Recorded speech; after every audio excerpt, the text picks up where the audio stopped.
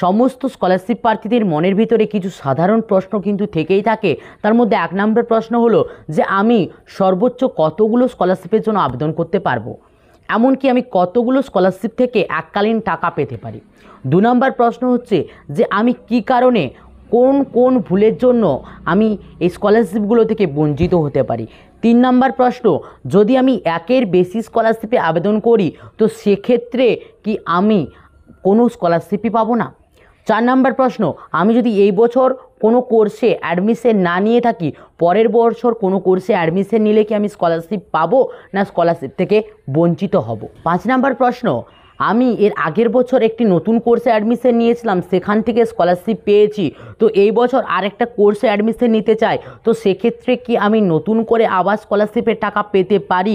এই প্রতিটা প্রশ্ন, এছাড়াও তোমাদের মনের ভেতরে কোনো প্রশ্ন থেকে থাকলে তারও উত্তর কিন্তু আমি আজকের ভিডিওতে বা এর পরের ভিডিওতে কিন্তু দেব। তো তার জন্য কিন্তু গুরুত্বপূর্ণ হতে চলেছে আজকের এই ভিডিওটা দেখো। তোমার প্রশ্নের উত্তর খুঁজে পেয়ে গেলে ভালো, যদি তোমার প্রশ্নের উত্তর না খুঁজে পাও অবশ্যই আমাকে কমেন্ট করে জানাও, পরবর্তী ভিডিওতে তোমার প্রশ্নের উত্তর কিন্তু আমি দিয়ে দেব। তো চলো শুরু করা যাক আজকের ভিডিও। অ্যাট ফার্স্ট প্রথম যে প্রশ্নটা আমাদের ছিল যে একসাথে আমরা কতগুলো স্কলারশিপের জন্য আবেদন করতে পারবো। তো সর্বপ্রথম আমি তোমাদেরকে বলবো যে স্কলারশিপের ক্যাটাগরিকে টোটাল কিন্তু দুটো ভাগে ভাগ করা হয়। একটা হচ্ছে গভর্নমেন্ট স্কলারশিপ, একটা হচ্ছে নন গভর্নমেন্ট স্কলারশিপ। তো এই গভর্নমেন্ট স্কলারশিপকে কিন্তু আবার দুটো ভাগে ভাগ করা যায়, একটা হচ্ছে কেন্দ্র সরকার এবং একটি হচ্ছে রাজ্য সরকার। তো তোমরা কিন্তু কেন্দ্র সরকারের আন্ডারে একটা স্কলারশিপ এবং রাজ্য সরকারের আন্ডারে একটা স্কলারশিপের জন্য কিন্তু আবেদন করতে পারবে, অর্থাৎ টোটাল দুটো কিন্তু গভর্নমেন্ট স্কলারশিপের আন্ডারে আবেদন করতে পারবে এবং তার টাকা কিন্তু তুমি তোমার অ্যাকাউন্টে পেয়ে যেতে পারবে। এছাড়াও যে নন গভর্নমেন্ট স্কলারশিপের একটা পার্ট রয়েছে, সেই নন গভর্নমেন্ট স্কলারশিপের আন্ডারে তোমরা অনায়াসে কিন্তু একের বেশি অর্থাৎ অসংখ্য স্কলারশিপে আবেদন করতে পারবে এবং সেখান থেকে কিন্তু টাকা পেয়ে যেতে পারবে। তো আশা রাখবো তোমাদের ফার্স্ট যে প্রশ্ন ছিল সেই প্রশ্ন নিয়ে কিন্তু তোমাদের কোনো দ্বিধাবোধ নেই। সেকেন্ড প্রশ্ন হলো কোন কোন কারণের জন্য আমরা স্কলারশিপ থেকে বঞ্চিত হতে পারি। এক হচ্ছে তুমি যদি স্কলারশিপের এলিজিবল ক্রাইটেরিয়া ফুলফিল না করে আবেদন করো তাহলে তুমি কিন্তু বঞ্চিত হতে পারো।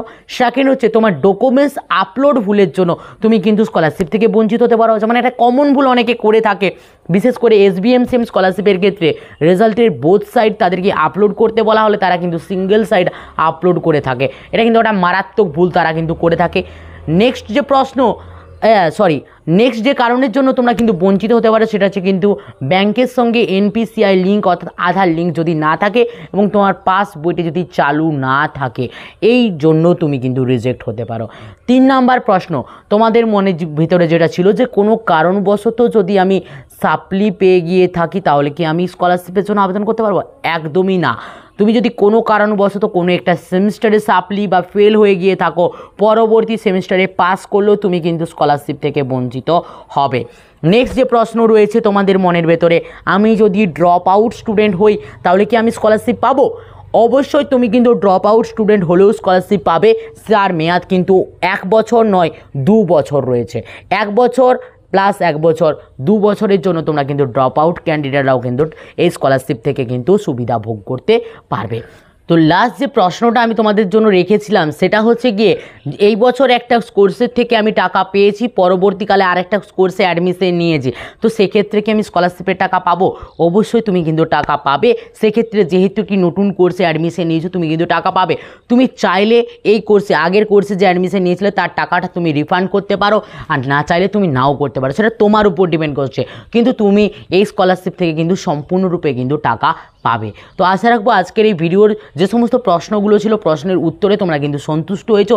যদি ভিডিওটা ভালো লেগে থাকে অবশ্যই ভিডিওটা লাইক করে বন্ধুর মধ্যে শেয়ার করতে থাকো। আর যদি চ্যানেলের প্রথমবার হয়ে থাকো অবশ্যই চ্যানেলটিকে সাবস্ক্রাইব করে পাশে বেল আইকনে ক্লিক করতে ভুলো না। যদি কোনো প্রশ্ন থেকে থাকে অবশ্যই কিন্তু কমেন্ট করে জানাতে ভুলো না। তো চলো বাই, দেখাচ্ছি নেক্সট ভিডিওতে। প্রত্যেক ভালো থাকবে, প্রত্যেকে সুস্থ থাকবে।